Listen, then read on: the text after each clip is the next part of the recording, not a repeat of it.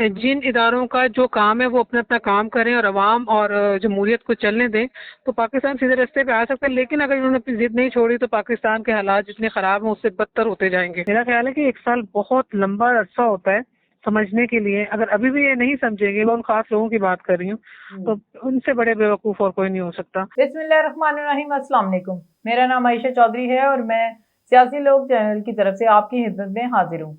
नाजरीन, आज हमारे इस प्रोग्राम में हमारा साथ देने के लिए सबीन गुलहान साहिबा हमारे साथ मौजूद हैं। ये साबिक एमपी हैं, पीटीआई से इनका ताल्लुक है। तो अस्सलाम वालेकुम madam and welcome to the show. वालेकुम अस्सलाम, बहुत शुक्रिया मुझे अपने शो में बुलाने के लिए। अच्छा जी, मैडम सबसे पहले तो मैं यही सवाल करूंगी कि आज की जिस तरह सिचुएशन हुई है कि पहले कह देते कि आप एहतजाज कर लें, पुरअमन होना चाहिए, ये नहीं होना चाहिए, वो नहीं, और बाद में फिर एकदम से उन्होंने 144 जो है वो दफा लगा दिए। इससे फिर क्या मतलब इम्पैक्ट जाता है, क्या चाहते हैं ये लोग? देखिए, ये जो चाहते हैं वो तो बिल्कुल अया है, और हमेशा की तरह आज भी इन्होंने दफा 144 जो है वो नाफिज कर दिया। हमारा एहतजाज हमेशा से पाकिस्तान तहरीक इंसाफ का एहतजाज हमेशा पुरअमन रहा है और रहेगा।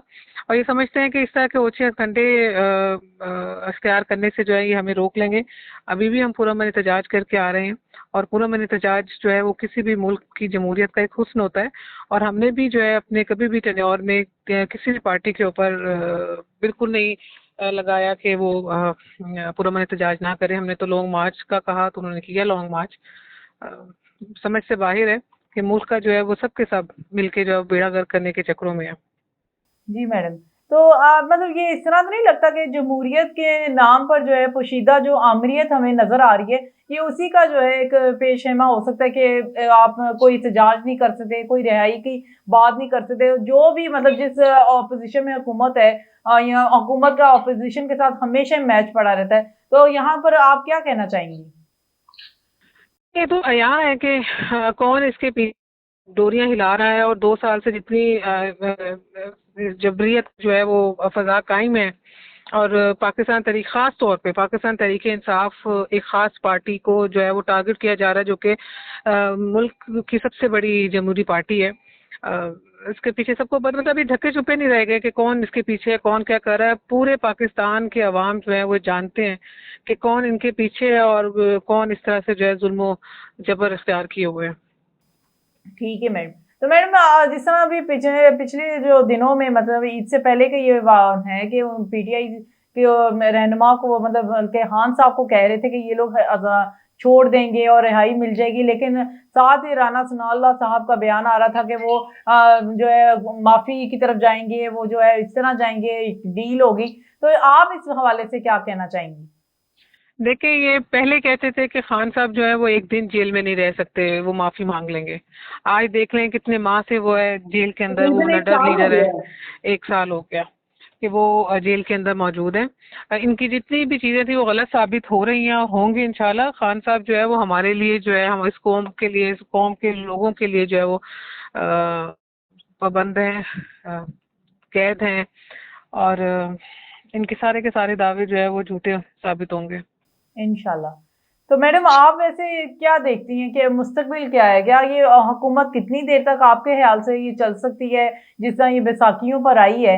और उसके अलावा जो है खान साहब की रिहाई को आप किस तरह देखती हैं कि क्या किस तरह ये अवाम को तो ज़ाहिर बात है शिकस्त नहीं दी जा सकती। तो आप क्या देखती हैं, क्या मुस्तकबिल क्या देखती हैं? पाकिस्तान का कह लें आप। देखिए, फॉर्म 47 के तहत जो ये हुकूमत बनाई गई है ये बहुत जल्द गिर जाएगी, और अक्लमंदी का सबूत यही है। हम भी बार बार ये कह रहे थे कि मैंडेट चोरी ना करें। मैंडेट जो है, जो अवाम का मैंडेट है उसका एहतराम करना चाहिए। और जिस तरह से 8 फरवरी को पाकिस्तान के अवाम ने अपना मैंडेट दिया, पाकिस्तान तहरीक इंसाफ को हुकूमत दी जो कि बनती थी, और फॉर्म 47 किस तरह लाया गया। अगर हमें पाकिस्तान को बचाना है, पाकिस्तान के लोगों को बचाना है, और पाकिस्तान से बढ़कर कुछ भी नहीं है, तो इदारों को और जितने भी पॉलिटिकल लोग हैं उनको ये सोचना पड़ेगा, उनको दरमियान का रास्ता निकालना पड़ेगा और उनको अपनी जिद छोड़नी पड़ेगी। और 8 फरवरी को मैं देख रही थी कि 8 फरवरी को जब अवाम अपना फैसला देगी तो ये उसका एहतराम करेंगे। अगर एहतराम किया होता तो आज जो है हालात बिल्कुल मुख्तलिफ होते। और अभी भी वक्त ज़्यादा गुजरा नहीं है, चीज़ें ख़राब नहीं हुई। अभी भी अगर ये सुधरना चाहें तो सुधर सकते हैं, मुल्क को जो है बेहतरी की तरफ लेके जा सकते हैं अगर ये अपनी अना और ज़िद छोड़ दें। जो जिन इदारों का जो काम है वो अपना अपना काम करें और अवाम और जमहूरियत को चलने दें, तो पाकिस्तान सीधे रास्ते पे आ सकता है। लेकिन अगर इन्होंने अपनी ज़िद नहीं छोड़ी तो पाकिस्तान के हालात जितने ख़राब हैं उससे बदतर होते जाएंगे। ठीक है मैम। मैम ये मैं पूछना चाहूंगी कि ये 100 साल जो दिन हुए मुकम्मल वजीर आला मरियम नवाज साहिबा के, तो आप इस हुकूमत को किस तरह देखती हैं? मतलब उनकी कौन सी ऐसी आपको लगता है कारकर्दगी हुई है जो कि वाकई आवाम के लिए बहुत ही ज्यादा शुक्रगुजार हुए हैं आवाम उनके? तो आप कुछ को समझ आती है इस तरह कोई? मुझे तो अभी टिकटॉक के कर देखने को मिल रहे हैं।